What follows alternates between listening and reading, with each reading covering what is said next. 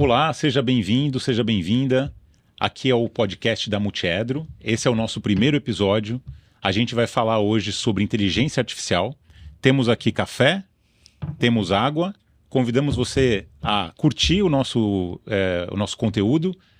Puxa uma cadeira, pega a tua atividade do dia a dia aí que você está fazendo e siga a gente nas redes sociais.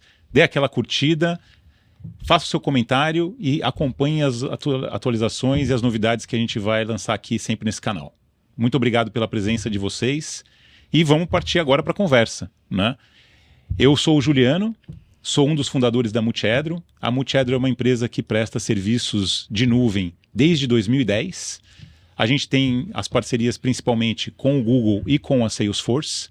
E nós vamos falar bastante hoje aqui sobre como colocar a inteligência artificial para ajudar a sua empresa a ter processos melhores, a tomar decisões de maneira mais embasada e que boas práticas que você pode adotar no seu dia a dia para fazer a inteligência artificial trabalhar a seu favor.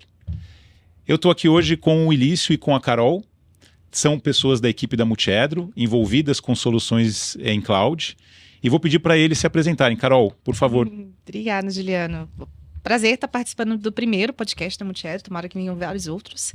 Bom, eu faço parte da equipe comercial, sou executivo de vendas específica da área de GCP e acho super relevante mesmo. A gente está iniciando aqui esse papo falando de inteligência artificial, né? É um tema super atual e esse ano a gente teve muita demanda, né? Muitos prospects realmente procurando até, né, de forma direta a nossa empresa, com solicitações de projetos nessa área, né? Então, acho bem relevante a gente trazer isso e, principalmente, que é a proposta que a gente vai estar discorrendo aqui, né, ao longo do nosso bate-papo, mostrar o que é possível, o que não é possível, qual que é a realidade do mercado e como, obviamente, a Multiedro consegue estar ajudando para viabilizar projetos nessa área.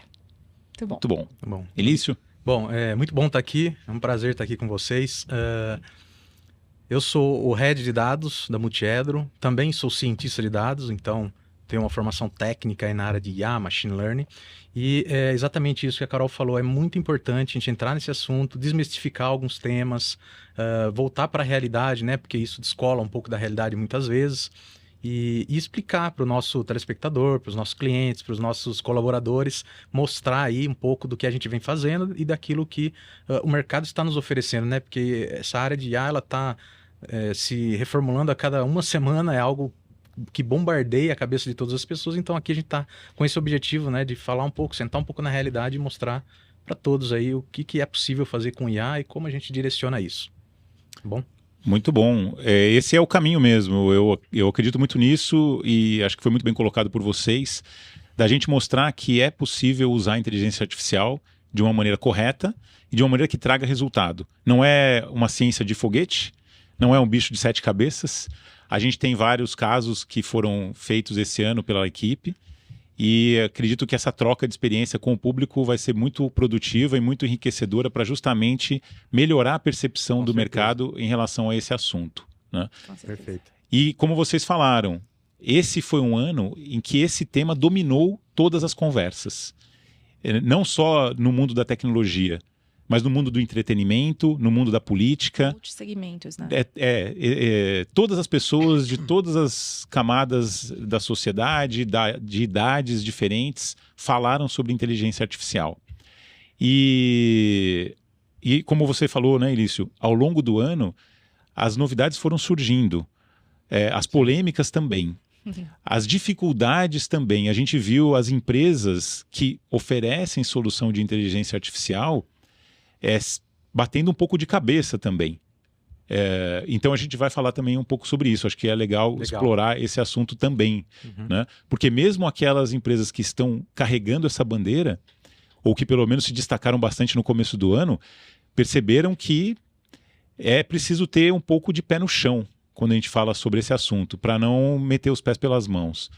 Então vamos falar sobre isso, né? Bora. E aí, Ilício, eu queria perguntar para você e pedir para você primeiro contextualizar o que é a inteligência artificial, como ela se relaciona com, por exemplo, machine learning, como ela se relaciona com deep learning e onde que tem essa derivação de IA generativa para IA preditiva, né? Vamos falar um pouquinho sobre isso? Isso é um assunto bem legal de falar, porque são temas que todo mundo está todo o tempo falando, né? Vou trabalhar com machine learning, tem um modelo de IA, mas esse é deep learning, é rede neural, é IA generativa, e vira uma confusão na cabeça, principalmente das pessoas que são mais leigas, né? Então, assim, de forma geral, né? Quando a gente fala de IA, a IA é um termo mais genérico, né? IA existe aí há pelo menos 40 anos, né? Então, tudo aquilo que a gente faz programado no computador, e não necessariamente inteligente, né? O nome é um pouco até estranho, né? Falar inteligência artificial, é IA, né? É inteligência artificial. Então, isso é muito global. Então, a inteligência artificial, ela abraça todo o resto, né? É um contexto muito global. Agora, quando a gente começa a falar de realmente algo inteligente de verdade, e aí a gente entra em machine learning, né? Que a tradução literal seria aprendizado de máquina, né? Então, o aprendizado de máquina é que realmente é inteligente, onde você ensina a máquina, né? E aí independe do tipo de informação que você apresenta para a máquina, pode ser texto, pode ser imagem, pode ser áudio, pode ser tabela, enfim, qualquer dado, né? Informação. E aí você ensina a máquina e ela, não igual um ser humano, mas com a mesma lógica de aprendizado do ser humano, onde você passa tempo lendo, numa sala de aula, depois você faz lá umas provinhas, uns simulados, e aí você vai lá e faz uma prova, né? E aí você aprende alguma coisa. Então você... Comparando. Isso, aí a máquina encontra padrões entre os dados, correlação, né? Aí tem um monte de termo de estatística por baixo, que eu não vou entrar no detalhe, mas ela meio que aprende, né, a identificar esses padrões e...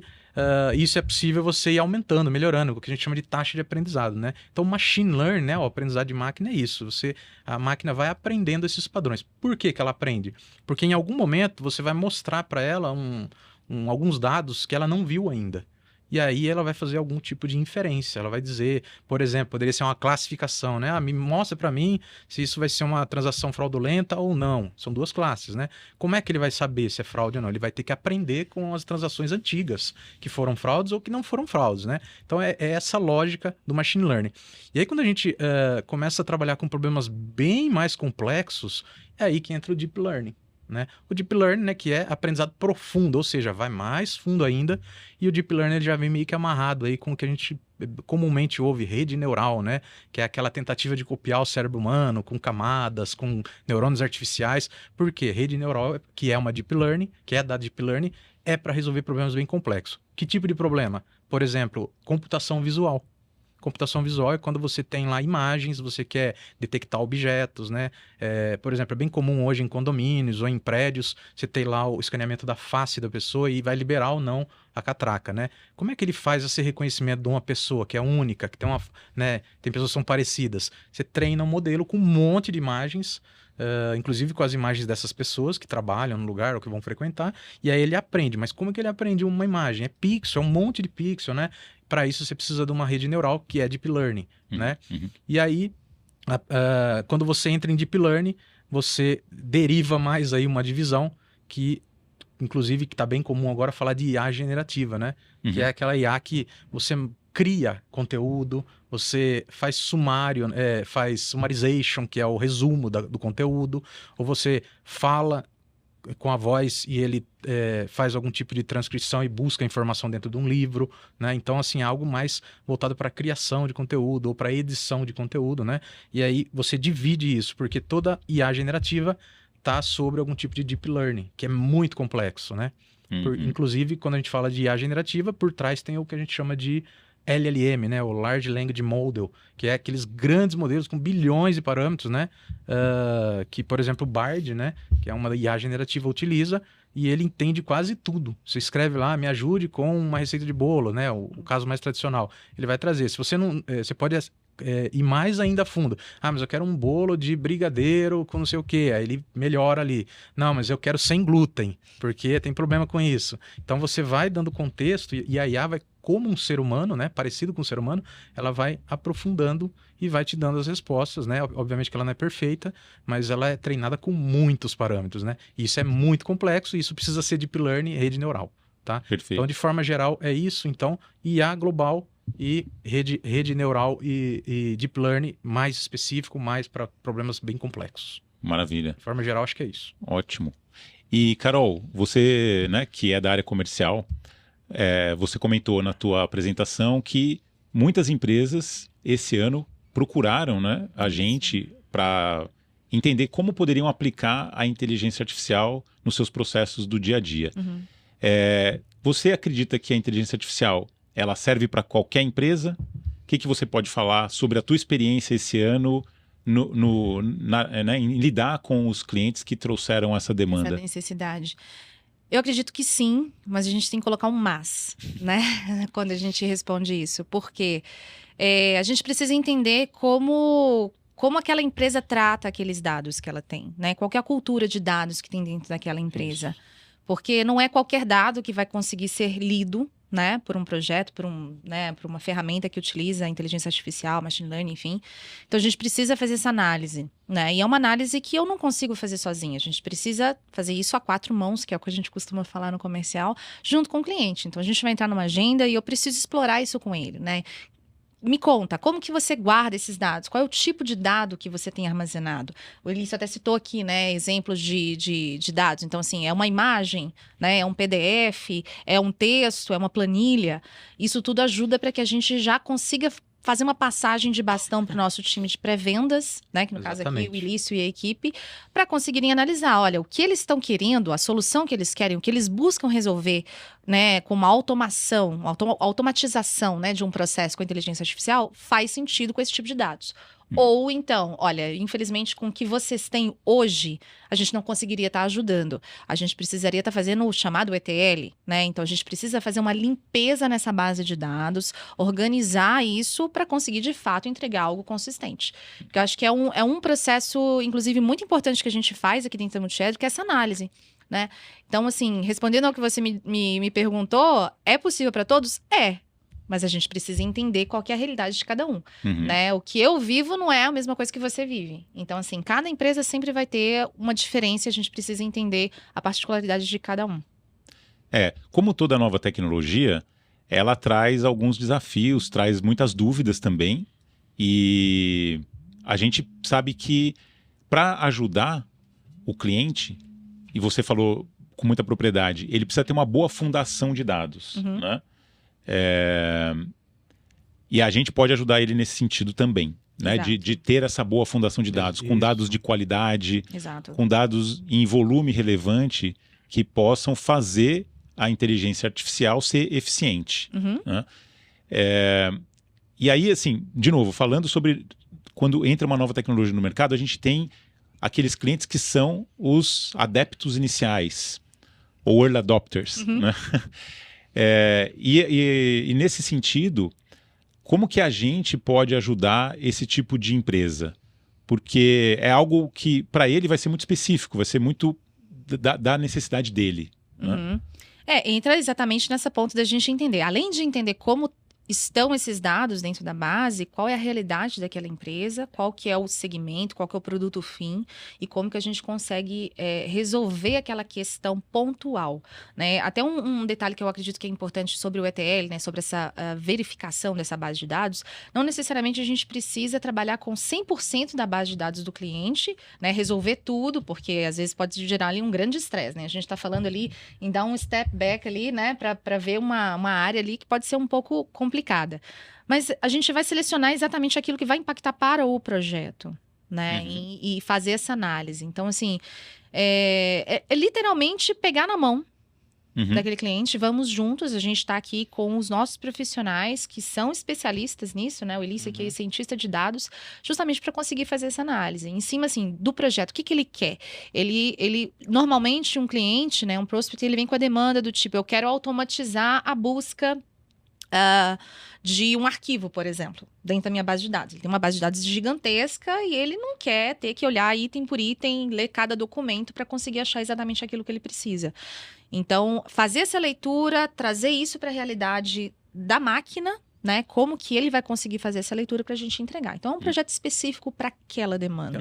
Tem uma questão cultural também, que acho que é importantíssima, porque muitos clientes, né? E eu acho que hoje no Brasil, a maioria deles não está ainda com um processo cultural voltado para dados, vamos falar assim, em geral, e IA também, concluído. Às vezes nem iniciou, às vezes acha que sabe que está no caminho, e às vezes ainda está bem ainda engatinhando. Então, a cultura também pode ser uma grande barreira para aquelas empresas que querem implementar um projeto de IA, de machine learning. Então, o ideal para essas empresas, elas não podem se acanhar, dizendo, eu não tenho cultura, então eu não posso. Pode sim. Concordo. Aí eu volto para o que a Carol disse, que vamos atacar um problema específico, que tem uma quantidade menor de dados, ao invés de olhar para o todo, vamos atacar um problema específico, sei lá, vamos para o marketing, vamos para o RH, vamos para uma área específica lá da área produtiva, se for uma indústria, né?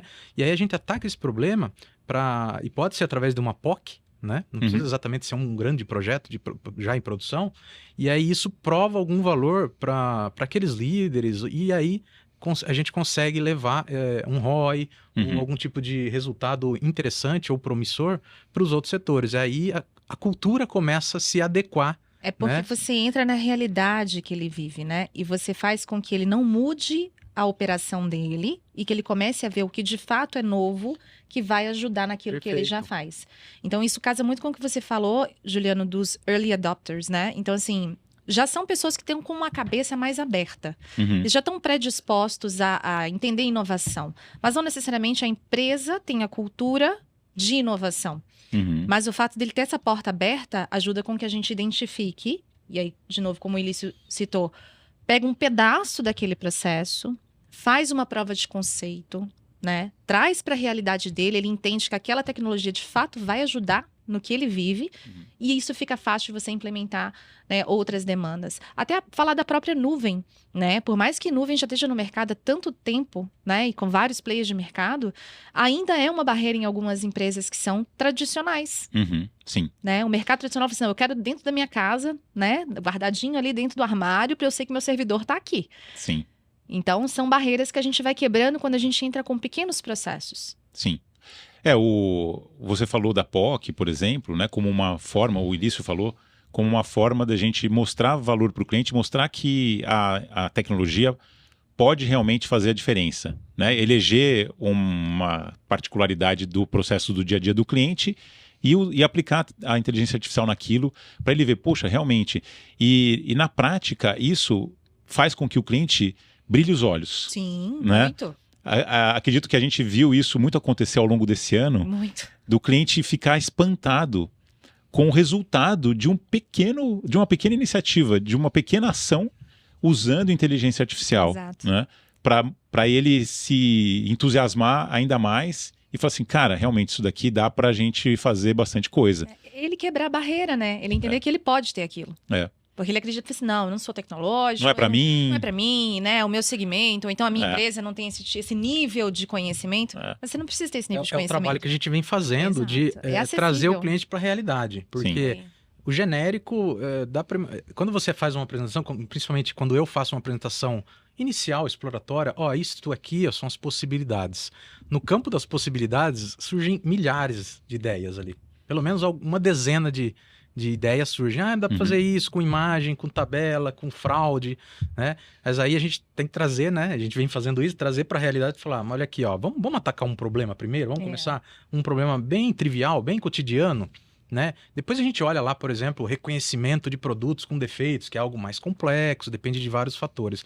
E aí a gente traz o cliente para a realidade para provar o valor através de algo que incomoda algumas pessoas, mas se a gente resolver esse problema, vai ser como tirar, né, o prego debaixo da pata do leão, né? É controlar a ansiedade do cliente de ter tudo aquilo, porque ele sabe que a ferramenta é poderosa, ele sabe que ele vai conseguir ter um resultado e ele quer tudo. Mas falando exclusivamente da prova de conceito, né, a dita POC, é justamente para isso. Então, é o nosso papel, até naquela reunião, chegar para o cliente, né, e falar assim, olha, ok, a gente já entendeu o que você quer, mas em cima disso é uma pequena parcela que a gente vai pegar para você entender o potencial que a gente tem para te entregar. Isso. Perfeito. E aí ele se convencer e usar isso para convencer outras pessoas lá dentro. Perfeito. Porque o Ilício falou, né? Poxa, tem vários projetos que podem ser endereçados. E quando você começa por esse daqui também já vai derivando outras demandas. Sim. Isso. A gente viu, inclusive, alguns clientes assumindo para si a responsabilidade da continuidade depois da POC. Né? Aconteceu isso. Com bastante frequência esse ano. Né? Mas quando vai sofisticando um pouco o assunto, o cliente volta e fala assim, poxa, cara, olha só, eu consegui avançar até aqui. Vou precisar me aprofundar um pouco mais. Como é que a gente pode continuar, né? E aí vem um pouco do que a gente também tem aplicado ao longo desse ano, que é o conceito de sprint. Isso, super né? funciona. Que funciona muito bem, porque é isso, né? O cliente, quando começa essa jornada, ele não sabe onde ele vai chegar. Não.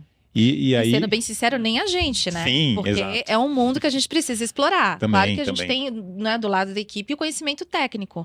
Mas tem ali uma barreira que é o conhecimento do negócio. né? negócio. E isso a gente não entra, isso é do cliente. Sim. Então, o formato de sprint, como você bem trouxe, eu acho que assim, é o caminho, né? Porque ele traz uma transparência muito grande. Uhum. Porque para projetos mais tradicionais, né, de infraestrutura, de segurança, que são mais bem limitados, Sim. delimitados, né, o que vai ser feito, você apresenta um projeto com um escopo fechadinho, né, vou até aqui, faço isso, configuro essas funções aqui, beleza. Dá para fazer isso em IA? Dá para fazer, mas assim, num projeto muito mais trivial. Quando você começa a já pensar em coisas assim do tipo, eu pretendo analisar essas imagens para fazer, e eu não sei direito o que vai sair, ele começa a ter uma característica mais de desenvolvimento, né? E aí fica difícil da gente fechar um escopo para um cliente, até porque nós não conhecemos ainda até o limite, né? Ou se é que tem um limite, né? Isso. E aí o ideal é a gente criar uma sprint, que o escopo é mais aberto, e ele está limitado ao número de horas de cada sprint. Uhum. E aí o cliente vai usando, evoluindo até onde ele acha que seja ideal, né? E pague por isso num limite mais controlado, né? Não é algo que fica aberto demais, mas nem fechadinho também, limitado ao escopo, né? Que a gente E fica definiu. mais controlado, até por uma Exatamente. questão de custo, de previsibilidade, né? Ele entende De expectativa. de expectativa, né? É como se fossem Exatamente. mini POCs ao longo de um projeto, né? Então, assim, olha, a gente vai fazer essa empreitada aqui, sei lá, durante E com 3 entregáveis no final, semanas, né? exatamente, com o acompanhamento, inclusive, do Mauro, né? Que é o nosso gerente de projetos, que faz isso, eu acho, extremamente bem. Então faz essa abertura, identifica quais são os pontos que a gente vai estar trazendo de pontos fortes, né? O que a gente vai entregar aqui que se entende que é sucesso dentro dessa etapa. Então Sim. esse sprint seguir isso e entregar essa expectativa para o cliente, isso seta vários parâmetros e faz com que, obviamente, a gente cresça ali na confiança, né? Do que a gente está entregando. E tá todo mundo comprometido com a ação. Exato. É o isso aí. cliente, porque ele está se envolvendo, ele está explicando como é que é o processo dele, a gente tentando traduzir isso para dentro da tecnologia. Exato. Exatamente. E um outro ponto, até também aproveitando o tema da desmistificação, é assim, eu já uso determinada tecnologia, vou ter que jogar tudo fora para começar do zero, né? Como é que é isso, Ilício? Como é que a gente enxerga o que o cliente tem dentro de casa e como é que a gente acopla a inteligência artificial? Esse é um ponto bem interessante, porque o maior medo dos clientes ou de quem vai usar algum tipo de solução de IA é se ele já tem algumas soluções. Podem nem ser soluções de IA, soluções que são integradas entre si, mas pode ser que tenha alguma coisa de IA, uma ferramenta pronta, ou um repositório lá que eles criaram. Isso não é um problema, não é uma barreira, né, para criar um projeto. Bem porque projetos de IA, eles são eles podem ser bem específicos e eles são modulares e integra com tudo, né? Então, por exemplo, né, o padrão de mercado eu quero que você crie lá um modelinho, que ele vai aprender um padrão, e aí você vai até uma API, né? Cria uma API, integra com essa API, o cliente simplesmente consome essa API. Se ele tiver um time de desenvolvimento. Se ele falar, não tenho time de desenvolvimento, eu preciso de uma página, de um sistema, Uma interface para acessar esses dados, para subir os dados, para ter a resposta, a gente também pode criar, né? Mas na maioria dos casos, né, os clientes, eles já têm a solução do lado deles e a gente simplesmente cria uma API e entrega essa API. Então, a questão da API ajuda muito, né? Porque são possibilidades assim quase que infinitas, mas ele pode ter um repositório de dados lá dentro, um data lake, um data warehouse, e aí ele leva essas informações através da API para dentro do modelo e depois a gente devolve as respostas, né, para as previsões ou se for um caso de IA generativa, o prompt lá que alguém faz uma pergunta, então ele faz a pergunta, ele vai para dentro do nosso modelo através da API, volta a resposta, isso meio que em tempo real, tá?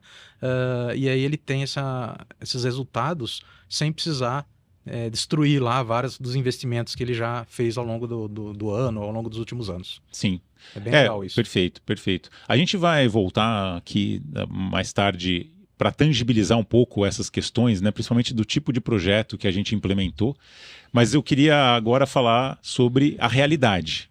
A gente disse aqui tudo que é bom, tudo que seria o ideal para a gente colocar um projeto no ar, usando inteligência artificial, mas e no dia a dia? Né?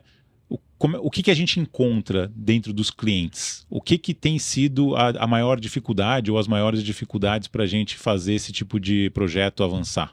Eu não sei se seria um padrão, assim, mas... Cada caso também é um caso. Também cada caso é um caso. Porque, assim, a gente está falando de Brasil, né? Então, temos... O tipo de empresa também, tem empresa que... Segmento... Sei lá, o executivo de TI tem uma visão diferente. Sim, a gente trazendo aqui... Tem empresa que nem tem TI, né? Que a gente trabalhou. Sim, por exemplo, a gente tem tido uma demanda crescente, assim, com escritórios de advocacia, né? Uhum. Tem procurado, a gente tem feito eventos, inclusive, né, específicos para esse tipo de segmento.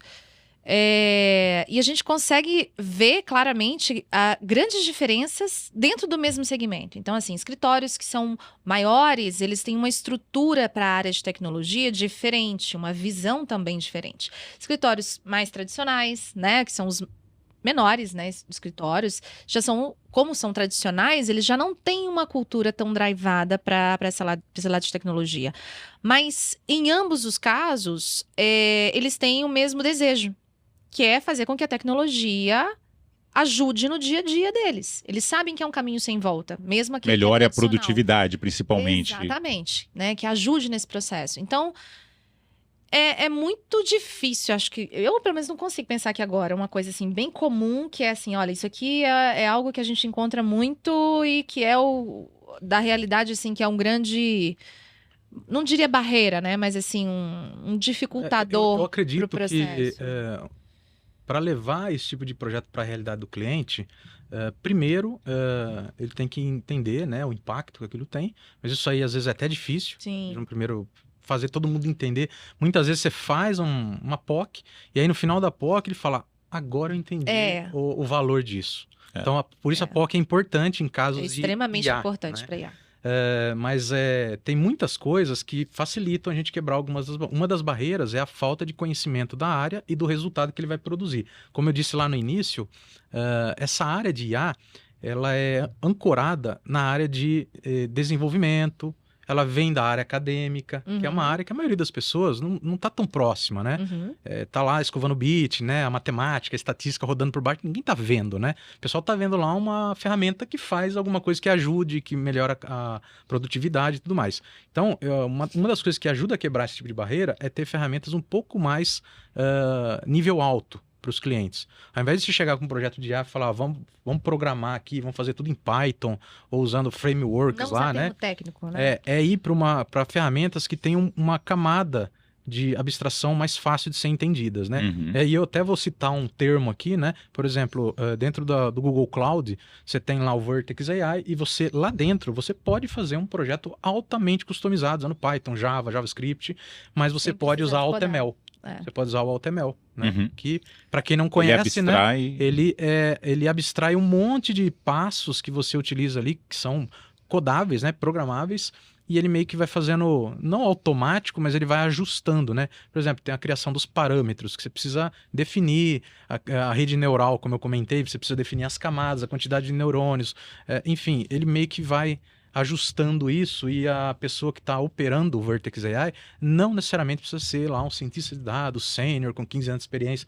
Não, precisa ser alguém de tecnologia que tem um conhecimento básico ou razoável de tecnologia, e a curva de aprendizado para essa ferramenta ela é bem pequenininha, 1 ou 2 meses aí já consegue criar os primeiros modelinhos usando AutoML. Né? Isso não impede empresas de fazerem grandes projetos customizados, porque dentro da mesma ferramenta ele pode derivar para usar um código deles, usando lá um notebook, um Jupyter, né, que é código puro mesmo, né? E aí é para problemas específicos. Então, a barreira eu acho que pode ser quebrada, e pode ser não, ela está sendo quebrada para muitos clientes que falavam, eu não vou fazer projeto de IA porque eu pesquisei na internet, precisa conhecer algoritmo, precisa conhecer linguagem SQL, precisa conhecer Python, e aí a gente apresenta o AutoML, e ela fala, opa, isso está mais próximo da minha realidade. Né? Eu acho que aqui tem um gancho, Ilício, importante, que é o quê? A carência de profissionais.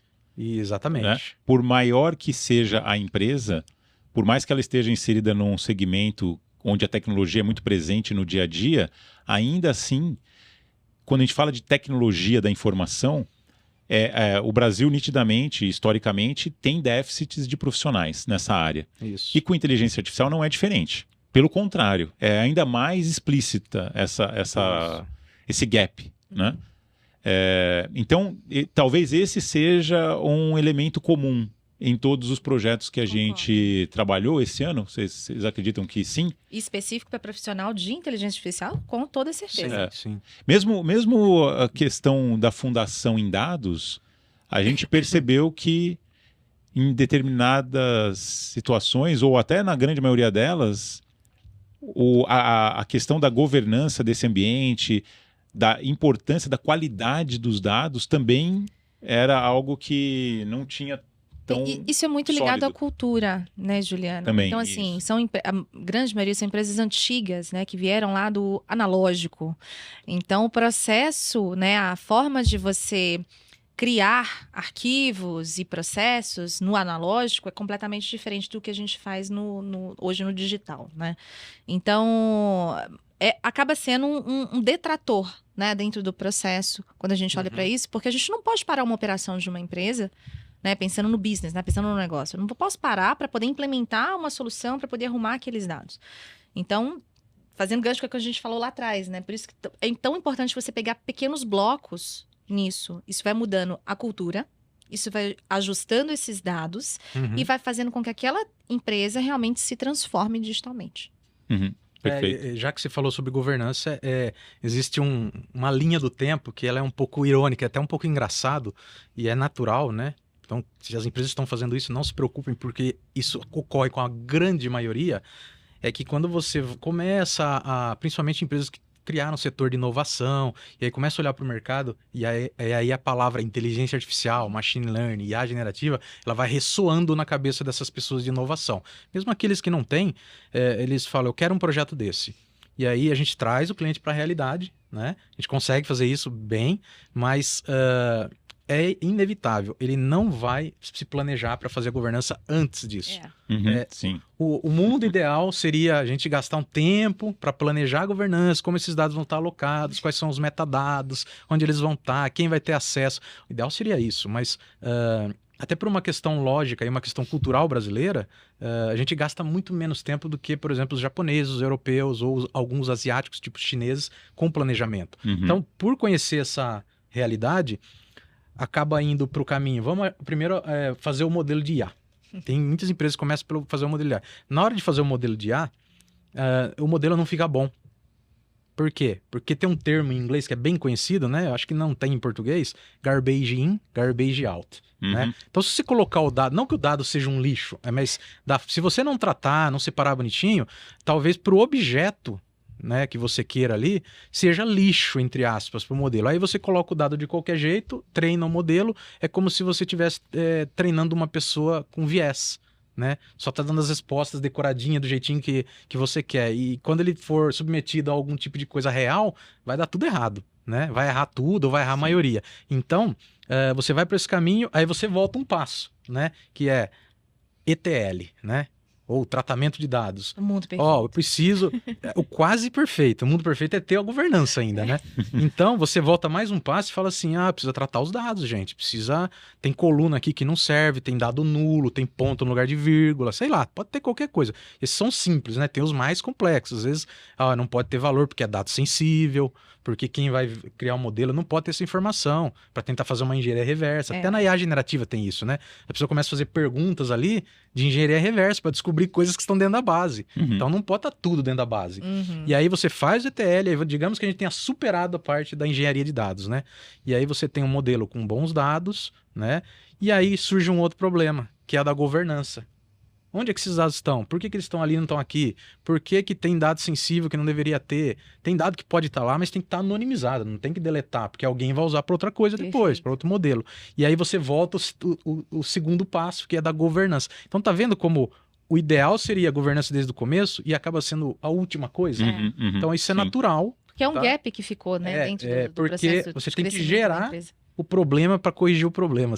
É muito difícil imaginar isso para uma empresa que tem cultura zero ou uma cultura bem baixa em dados, né, em IA. É muito difícil você imaginar os problemas que vão acontecer no futuro. Então, ocorre isso e as pessoas todo mundo tem que estar ciente que isso ocorre para também não parecer, putz, fizemos tudo errado. Não é bem verdade. Não, é. É uma coisa que acontece com muito mais frequência do que a gente imagina. É aquela analogia, né? A gente tentar trocar a roda do carro com o carro em movimento. Né? A gente não vai parar.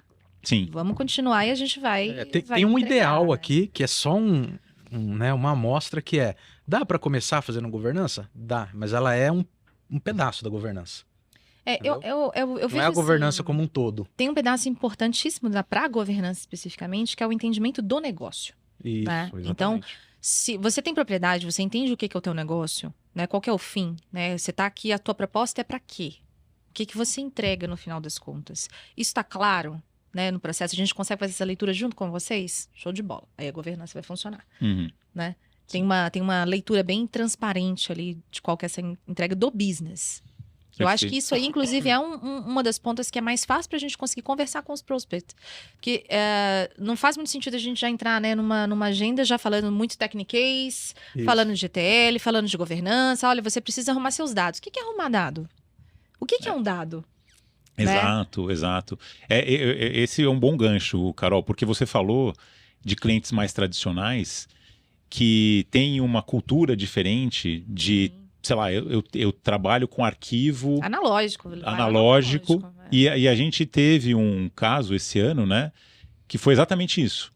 Teve um projeto de uma empresa que trabalha com estudos geológicos para fazer assessoria para empresas de mineração. Multinacionais, inclusive. E todo o material dela é conteúdo assim que foi gerado 20 anos atrás. Acho que podemos utilizar o termo arcaico. 30 anos atrás. Em alguns casos na década de 10, 20, 30. Começo do século passado, né? 100 anos atrás, talvez. Scanner de um papel que está amarelo, você não consegue nem enxergar. Datilografado. Tá lá, datilografado. E ainda para esse tipo de situação, a gente consegue extrair informação desses dados, né? Sim. Desses dados analógicos. Sim. Então é possível, mesmo nesse modelo, mesmo nessas condições, que não são as ideais, a gente trabalhar para extrair valor para o cliente. Eu acho que nesse ponto tá uma das coisas que fazem os olhos brilharem.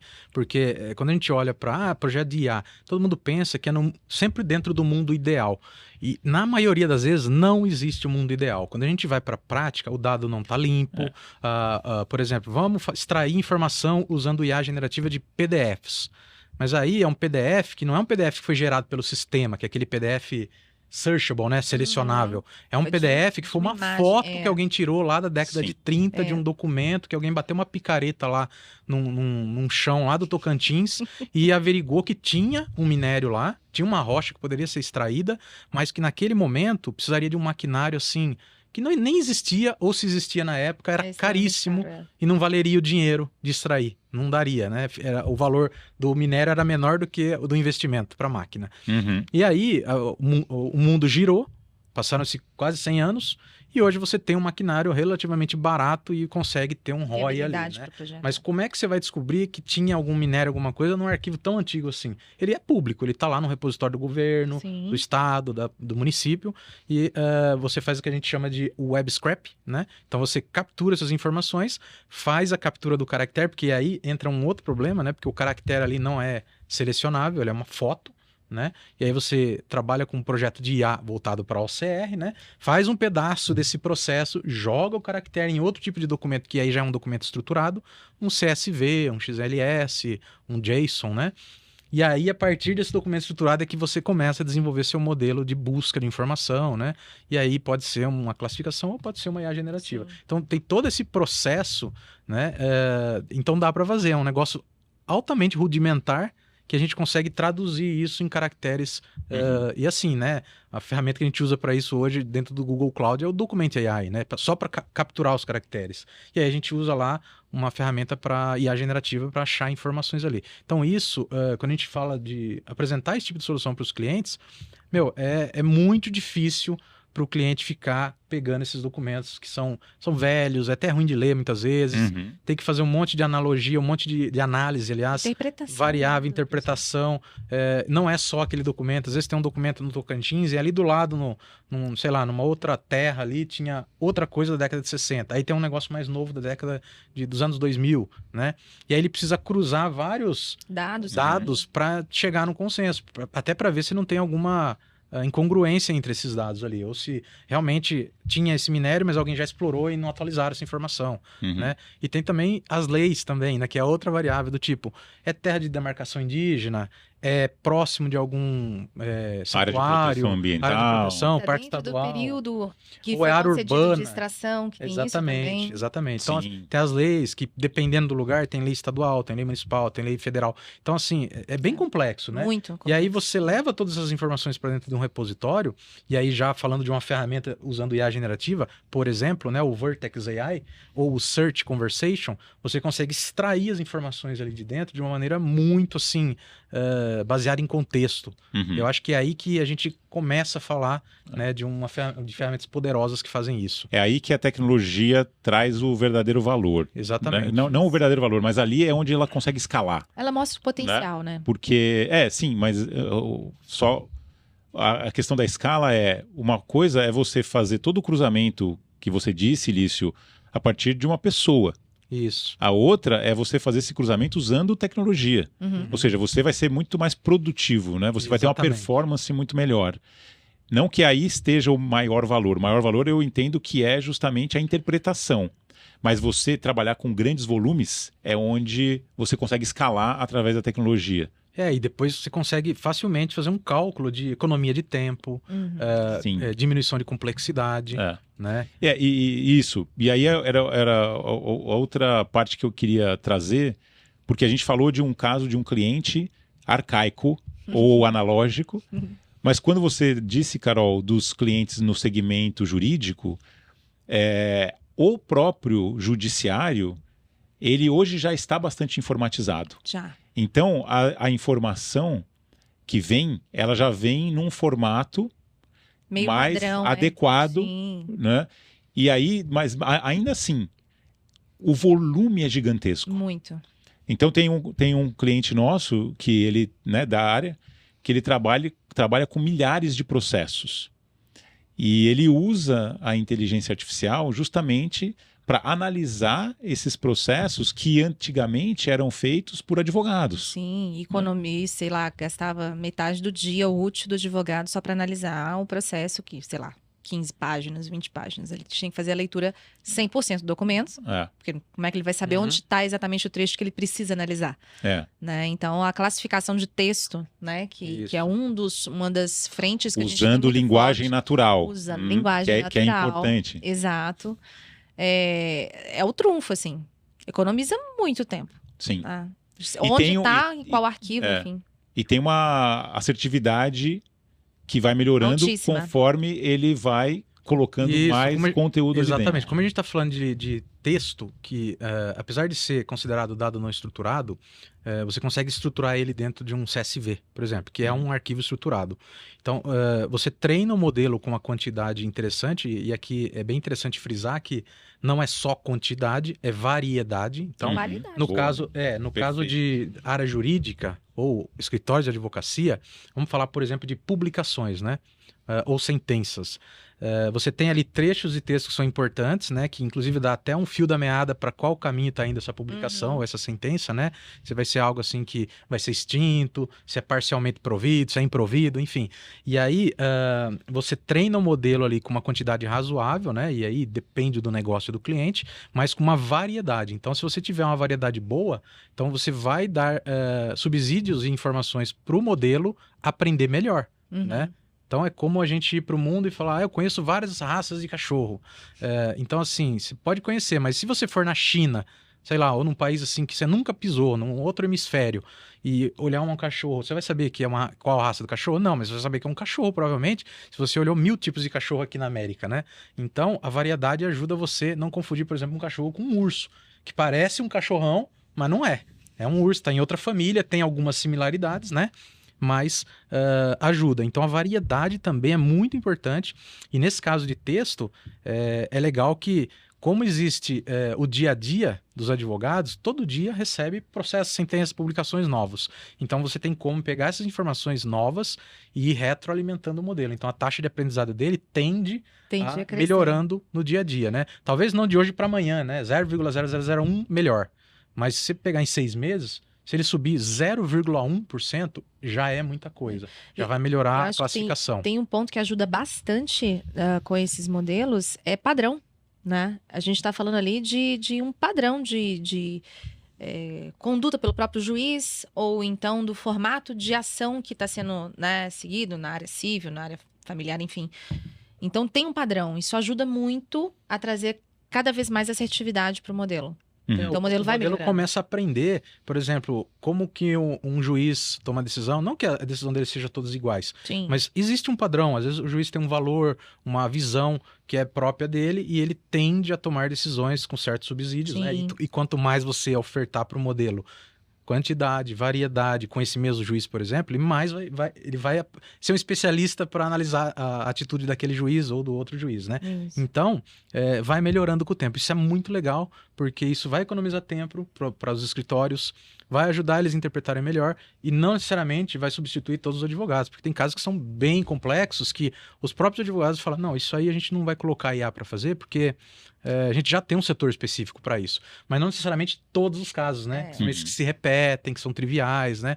Então é um gancho importante isso que você falou, tá, Elício? Para todo mundo ficar assim, bem tranquilo, né? A IA não vem para substituir ninguém.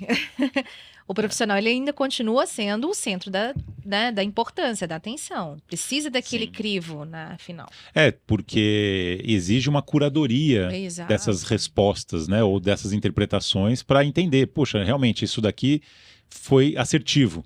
Isso aqui não, isso daqui ainda está muito falho. Precisamos melhorar ou treinar mais o modelo, precisamos de mais variações desses dados, desses modelos para que ele possa aprender melhor. Ele está muito viciado, porque a gente carregou aqui com um padrão específico que não foi suficiente quando chegou algo fora daquele modelo.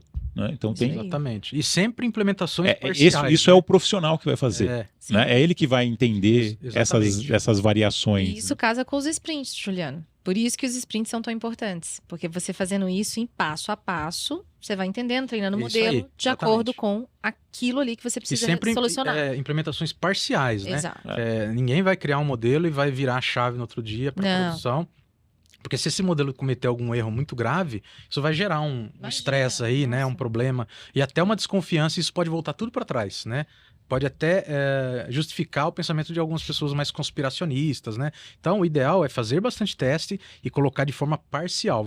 Voltando de novo naquele ponto, vamos resolver esse pedacinho do problema, né? Ou esse pedaço aqui da solução, vamos implementar até ele ficar, assim, minimamente aceitável, né? Porque... Obviamente, com o modelo de IA, ele não existe modelo 100%, não existe ser humano 100% em nada, né? Tem gente muito boa, mas tem um nível de erro. Então, a gente tem que entender isso, né? E implementar. E depois, ir abrindo esse leque.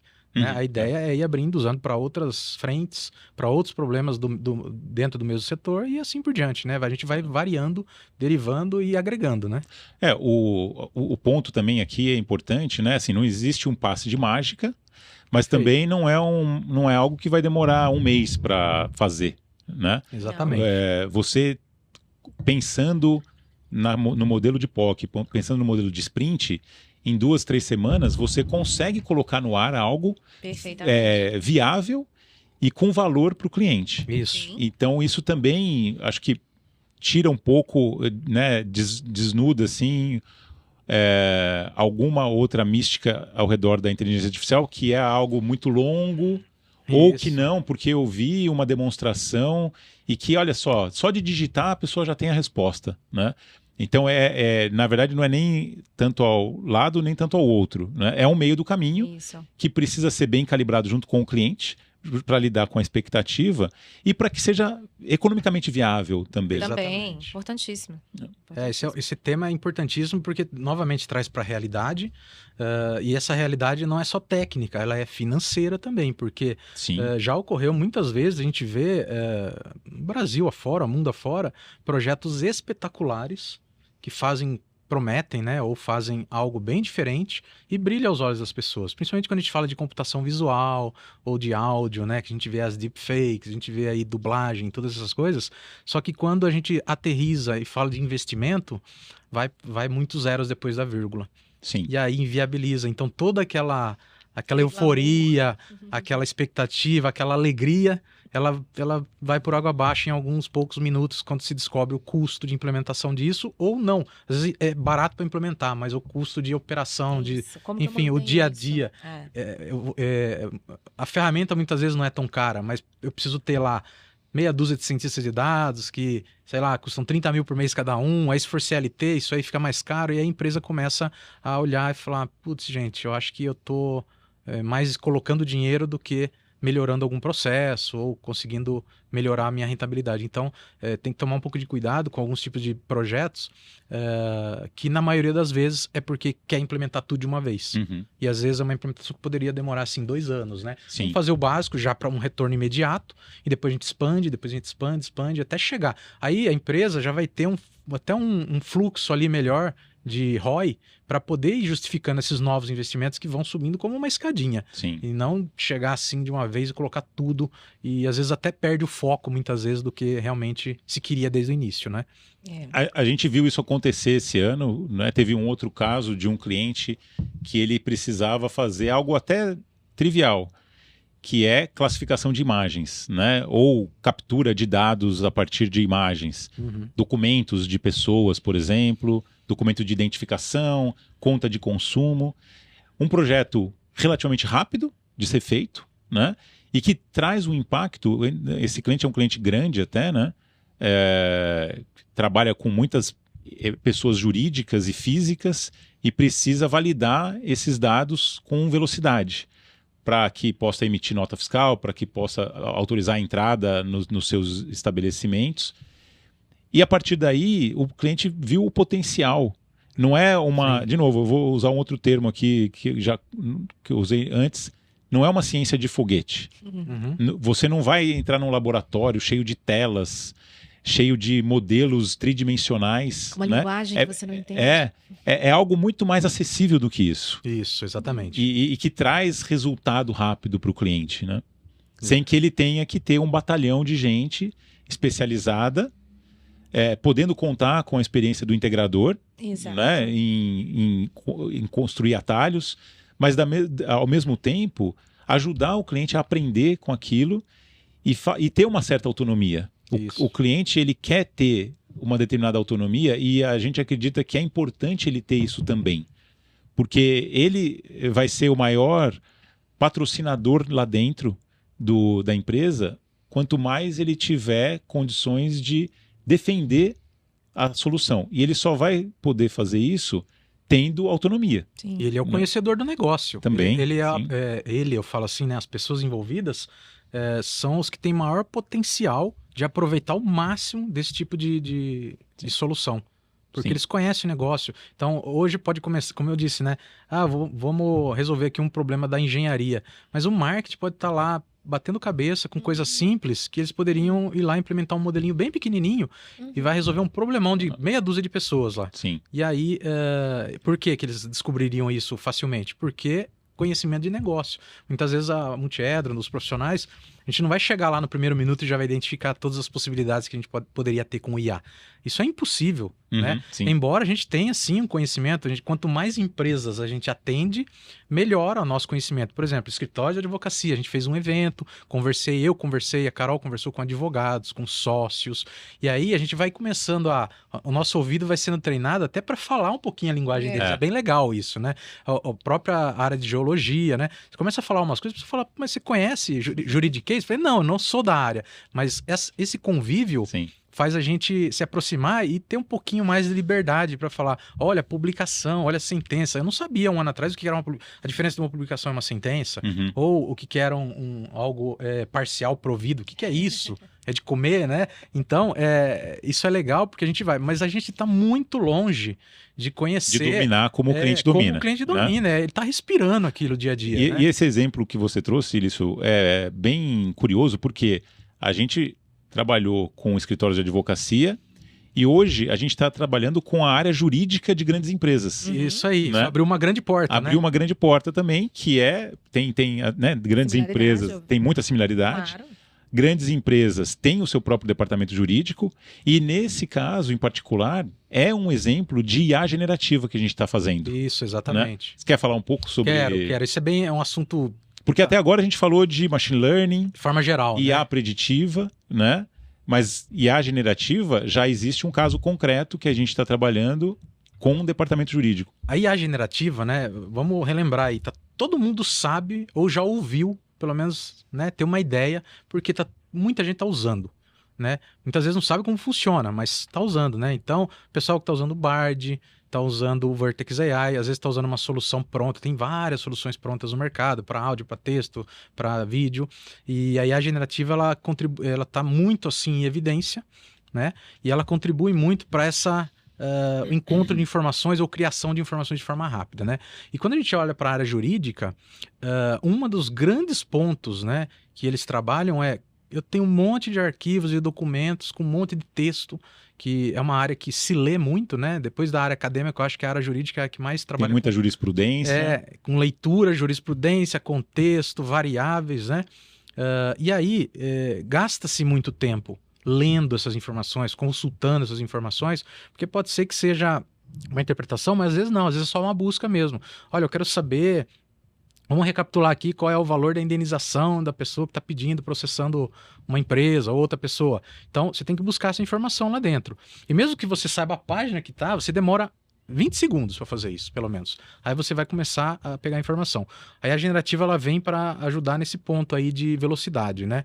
Que eu treino um modelo, né? Eu vou citar aqui PDFs, que eu acho que é um dos documentos mais comuns que tem nessa área, né? Deve ter outros documentos, tem, né? Mas PDF é tipo 90%.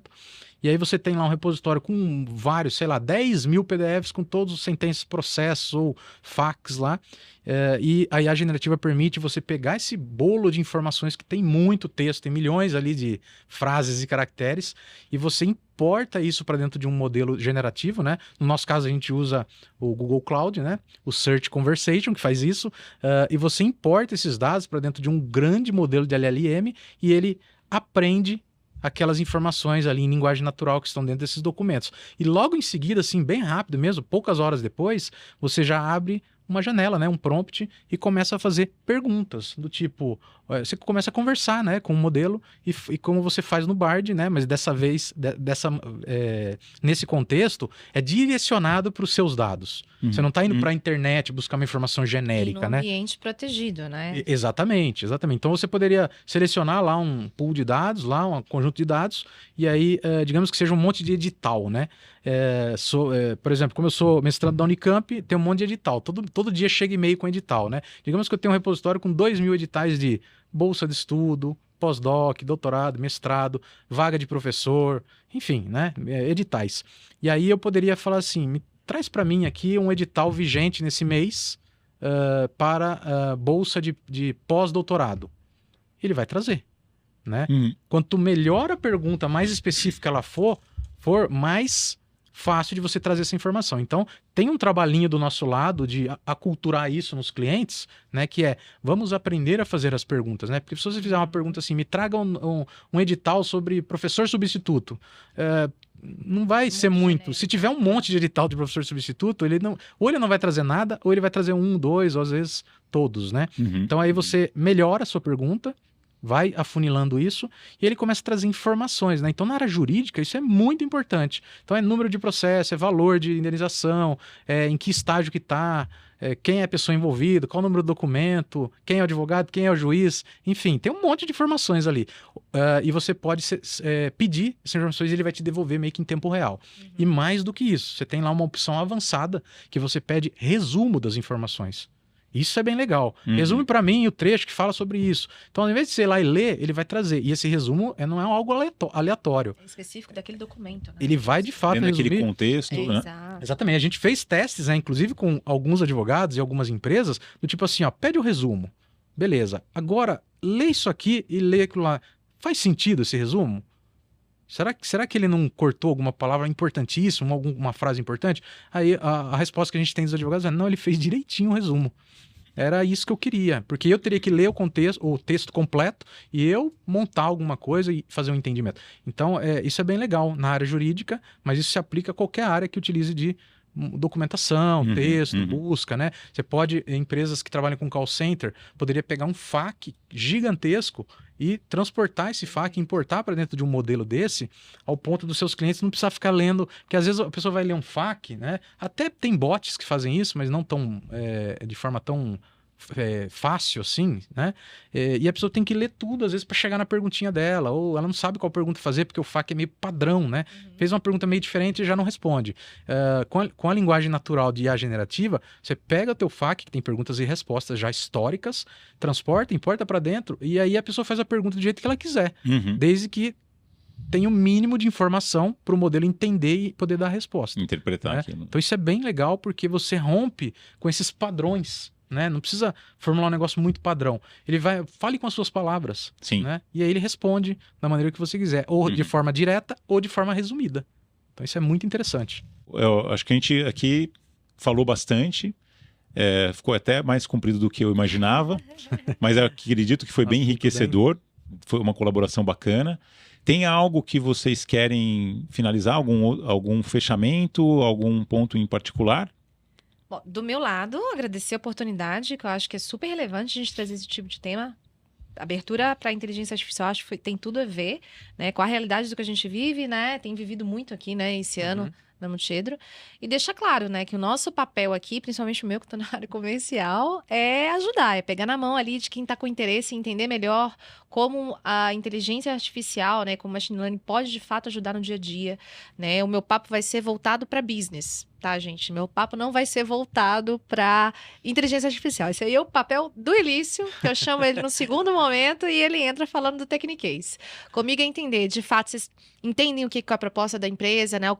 Qual que é o que vocês têm de dados, né? O que vocês de fato querem fazer com esses dados e como que a Multiedro vai ajudar vocês a chegar nesse denominador, né, final. Então, perfeito. É isso. A mensagem que eu deixo é: não tenham medo, isso não é tão complexo quanto parece, apesar de existirem coisas complexas nessa área, mas para começar é muito simples. A gente tem uma equipe muito forte para isso, que vai dar um apoio, né?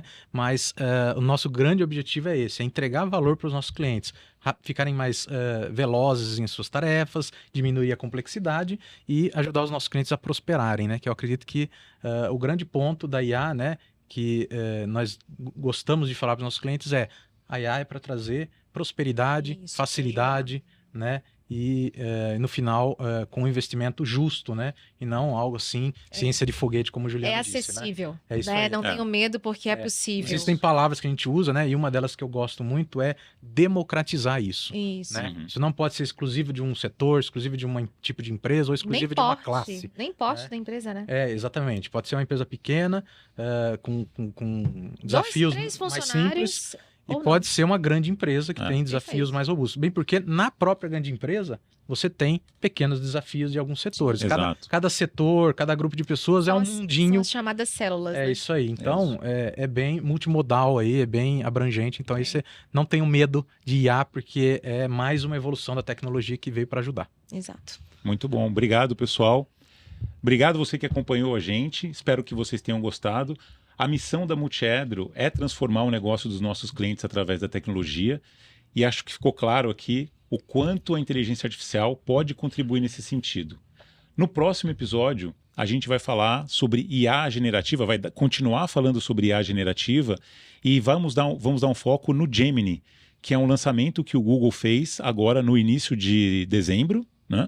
Que é a plataforma voltada para o segmento corporativo, principalmente, de inteligência artificial generativa, para ajudar você nos seus processos de negócio. Até a próxima, dê aquele joinha no nosso vídeo, siga a gente nas redes sociais e aguarde o próximo episódio. Muito obrigado.